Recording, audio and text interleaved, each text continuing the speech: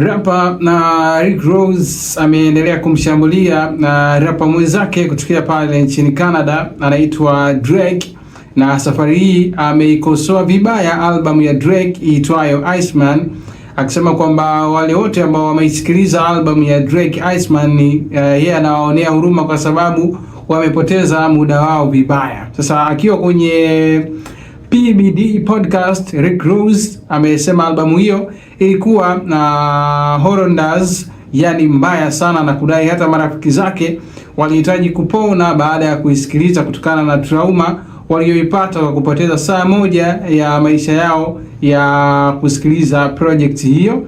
Rick Ross alisema hakuhisi kabisa vibe ya albamu hiyo, na akaeleza kuwa alitarajia na kitu kikubwa zaidi kutoka kwa Drake. Lakini pia alipoulizwa kama Drake yupo kwenye level yake, Rick Ross alijibu kwa kejeli akisema kwamba hapana, mnaweza kuwa mmechanganywa na hizo namba fake, kwa maana ya zile streams, akisema kwamba ni fake, yani sio halisia. Lakini hiyo si kitu. Kama Drake angekuwa vile anavyojidhani, angeweza kusafisha haya yote, kuyaddress na kusonga mbele. Kauli hiyo imeonyesha kuwa bado kuna mvutano mkubwa kati ya rappers hao wawili ambao wamekuwa wakirushiana maneno tangu bifu yao ilipozidi mwaka 2024.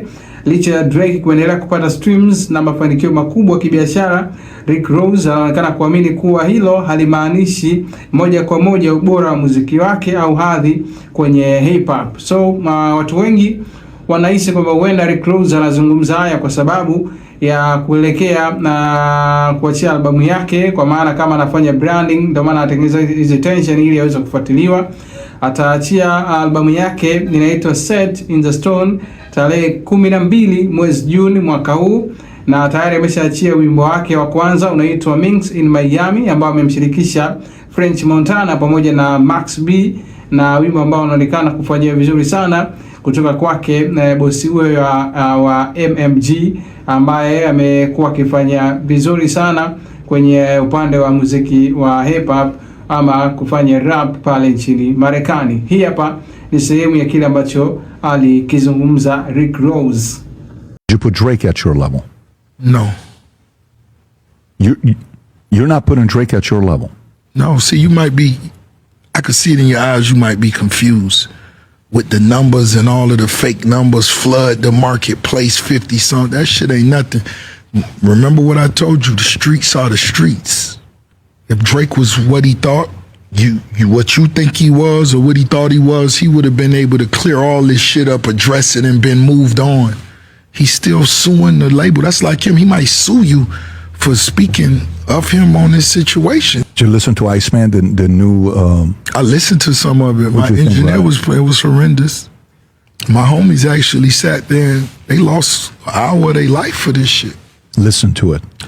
Yeah. Are they recovering? Yeah, trauma. It's tough. It is. It's tough. Yeah. Now, by the way, when you've been waiting after you seen people put ice blocks in the middle of places and promoted and marketed, and the world knew what day it was coming out, and the shit came out and really, folded. But have you personally listened to every single one of the tracks in the new album? No, I couldn't do it. I mean, Pitchfork gave it, I said it was mid. Mid meant 5. Pitchfork gave it a 4 point something. No, but it was like, no one's my friend, you left me alone, oh my, it's that type of shit.